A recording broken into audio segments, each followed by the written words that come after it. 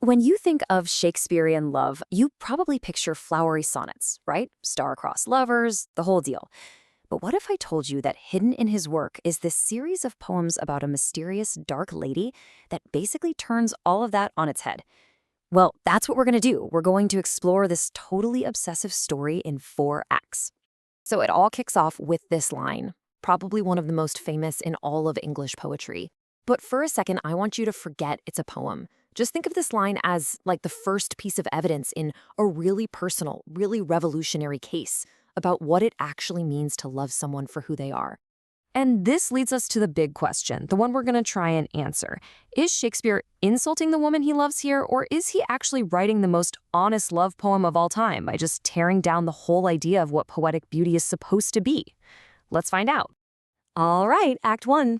Our story starts here, and Shakespeare doesn't just introduce a woman. Nope, he basically declares war on the entire beauty standard of his era. He is about to pitch a radical new idea. And his dark lady, she's going to be Exhibit A. Okay, so you got to get the context. In Elizabethan England, the ideal of beauty, that's what you see on the left, the pale skin, the golden hair, that wasn't just a look. It was a class marker, a status symbol. But then you have this new reality on the right. People were starting to use cosmetics, some of them pretty toxic, to fake this ideal. Shakespeare saw this as just a corruption.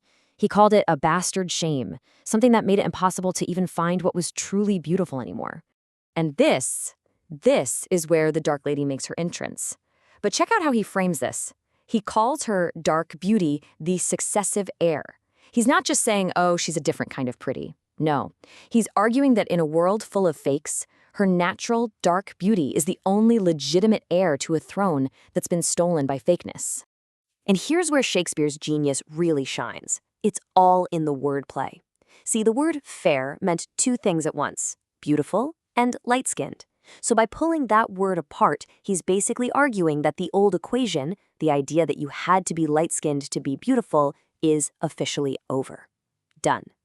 So in Act 2, this idea starts to morph into a full-blown, feverish obsession. We're going to look at 2 sonnets right next to each other that really show the wild, almost bipolar nature of this guy's desire for her. First up, we get this incredibly witty and playful poem.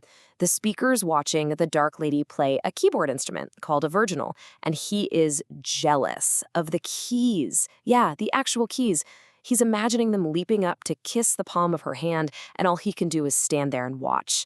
It's so light, so charming, and, erotic in a really smart way. The whole thing hinges on this clever bit of wordplay. Jacks were the literal keys of the instrument, but the word was also slang for a bunch of cheeky, saucy guys. So by calling them saucy jacks, Shakespeare turns these little wooden keys into his rivals, a whole gang of fellas getting way closer to his mistress than he can. And then, the mood just shatters.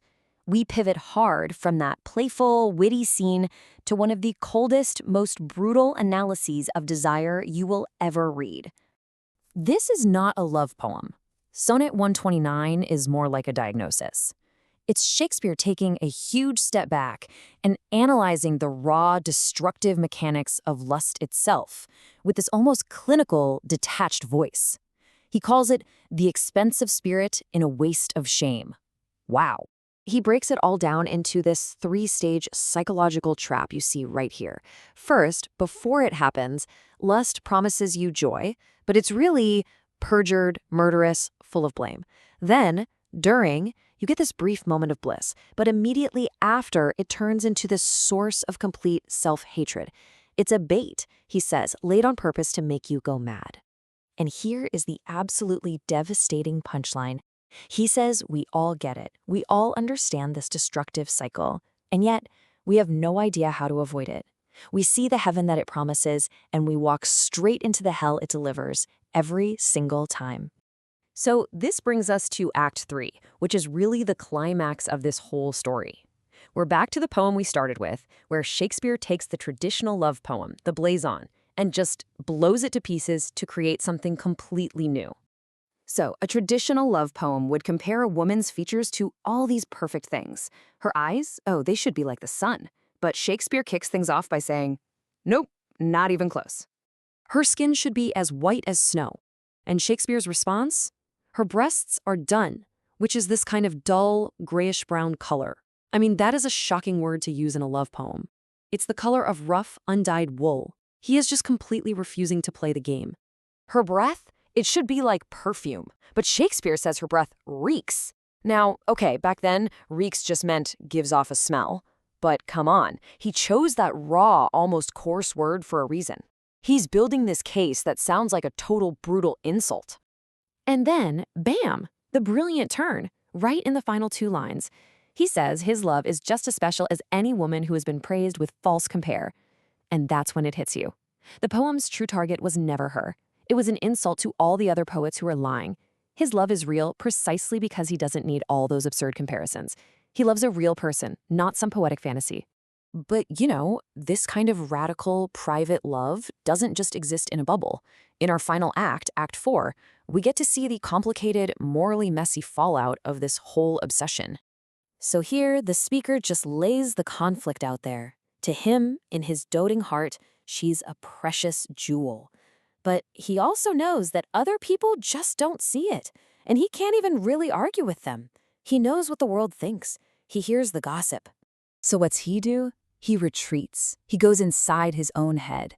He says, look, in the court of my own private judgment, your darkness is the most beautiful thing there is. He swears it to himself all alone because he can't say it out loud to the world. His love has become this private conviction, a truth that's only true for him. And the whole sequence ends on this one, chilling final line. After defending her blackness as true beauty this whole time, he says she's only black in her deeds. He suggests her moral character is the real reason people talk badly about her. So is her darkness physical, is it moral, or is it both? Shakespeare just leaves us there in that really unsettling space asking what happens when a love that defies all conventions becomes defined by something much, much darker than skin.